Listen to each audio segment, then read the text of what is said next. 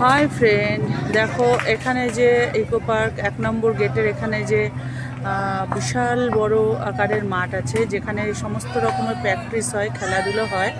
তো আজকে দেখো কত লোক এখানে প্র্যাকটিস করছে। দেখো এখানে শুরু, ওই সাইডেও আছে, ওই সাইডের দিকে আরও জায়গা আছে। তো ওইটা অনেকটা দূর, অনেক বড় একটা মাঠ।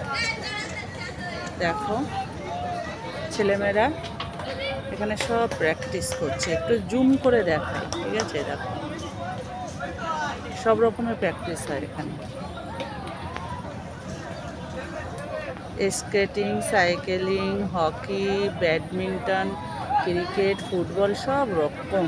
দেখো তো ভিডিওটা তোমাদের কেমন লাগলো অবশ্যই কিন্তু একটু শেয়ার করে দেবে সবাইকে।